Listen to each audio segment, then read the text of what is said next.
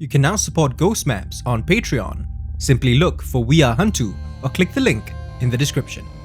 Ghost Maps is hosted on Libsyn. Get up to 2 months of free podcast hosting for your show from Libsyn with the promo code HANTU. Check out the description for more details. Ghost Maps.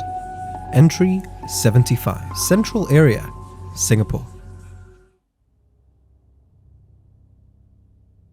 Everything I'm about to tell you is based on hearsay, says Christian in a conspiratorial whisper.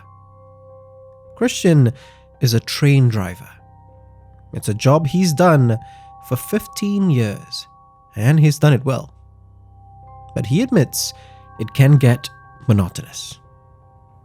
Believe me, I'm not complaining, he tells me, as he takes a seat at the Simei coffee shop. Everything's thoroughly checked out. Everyone's safety is pretty much a given. But you know how this is lah. When it's all running smoothly, people will look elsewhere for excitement. In most jobs, this means office gossip. For Christian and his colleagues, this takes the form of an unusual sighting. Which is why I needed to add the disclaimer. He explains. This is about as close to office gossip as we'll get for us train drivers. This story has been pieced together by a few of Christian's colleagues. He can't entirely vouch for it, but he's heard of me and what I do, and he thought that I might be interested in it. I tell him that I certainly am, as I take out my recorder and ask him to start from the beginning.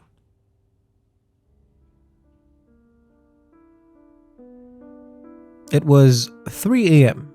on a Thursday morning in 2013, and Christian's fellow train driver, Walter, had just arrived at work.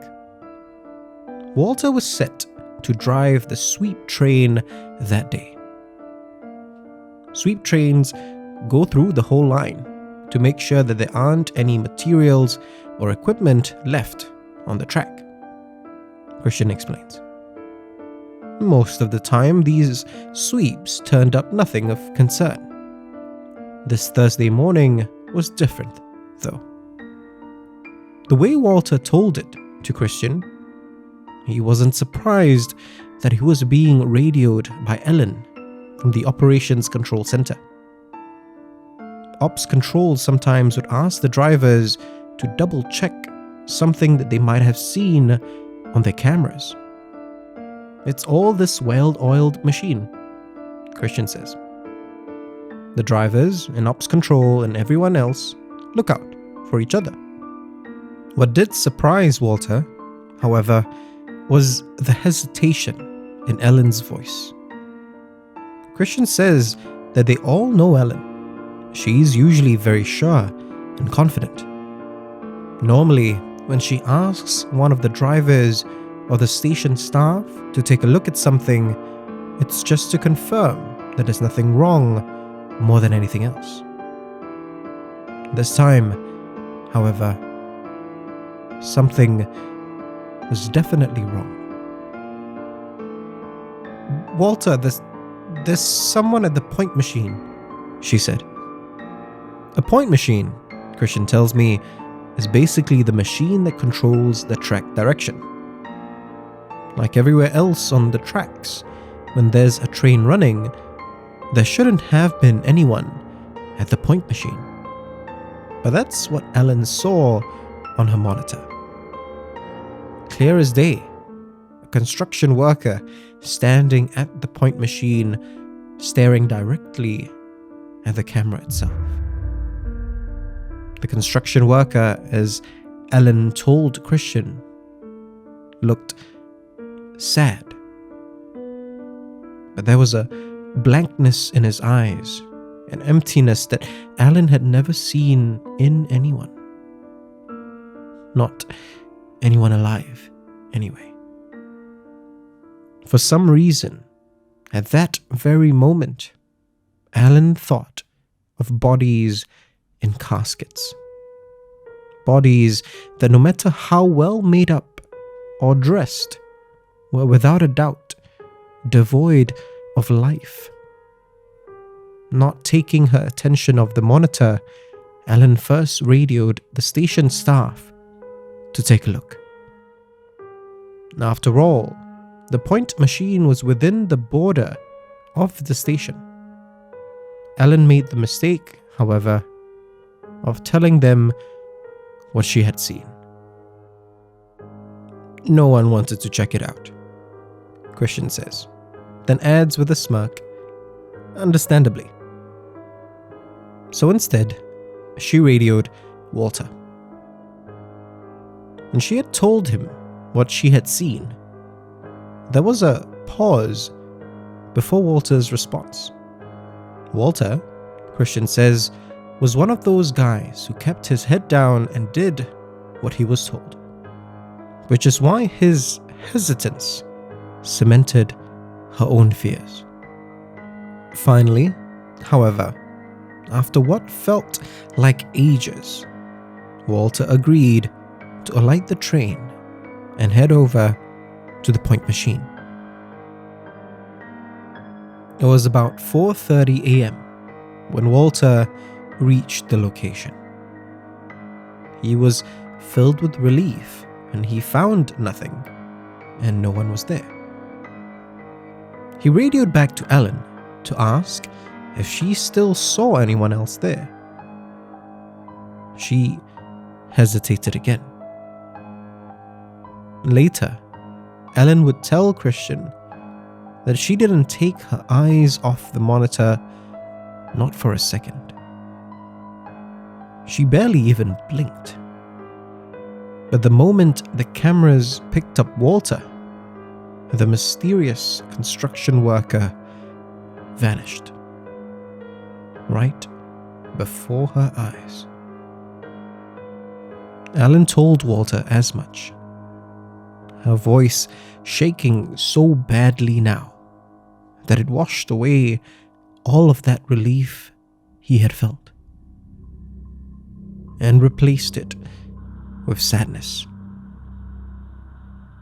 Walter told Ellen that he'd look around for a bit, but every fiber of his being just wanted to leave, Christian tells me. As he continued to inspect the area, however, that sadness grew stronger. It drove Walter first to tears. The longer he stayed there, though, he could feel his grip on sanity begin to slip. The sadness warped into paranoia, panic, claustrophobia. Soon, Walter was so overwhelmed by that sense of dread that he didn't just want to leave, he needed to. Maintaining his composure as best as he could, Walter very quickly made his way out of that area. Walter, who was always the first to volunteer, who never shirked his duty, asked someone else to retrieve the sweep train that day. Christian finishes up his story and exhales a breath he hadn't realized he was holding in. He asks me what I think. I tell him what he told me at the start, that it sounds like a very interesting story, but it's hearsay. Still, he's sworn me to secrecy, so I can't get on record where exactly this happened. But from what I know about the area and its history, his story certainly seems plausible. As I tell him this, his expression darkens. He lets out another breath and turns away from me. I was hoping their story would have been enough, he says softly. But I guess hearsay just won't cut it. Christian tells me that a year after what happened to Walter and Ellen, he was driving a train through that area. Truth be told, he had all but forgotten about that incident. Walter and Ellen certainly didn't want to talk about it.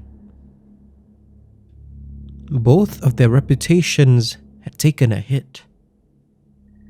Not a massive hit, mind you, Christian says. Just enough that every once in a while, they'd see their colleagues giving them weird looks. Christian then adds, quietly, myself included.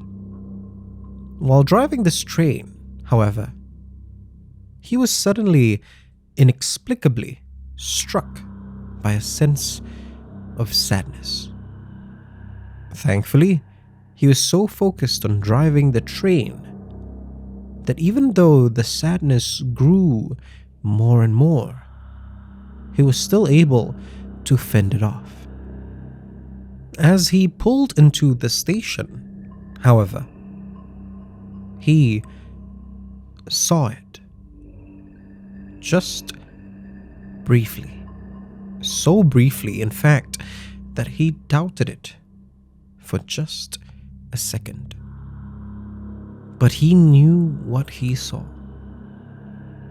Reflected in the window of the train was a construction worker, standing right behind him, staring at him with dead eyes.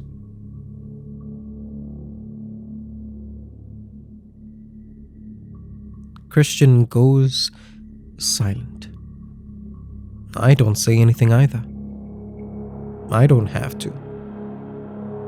That look on his face. This wasn't just a story or hearsay. This was very real for Christian.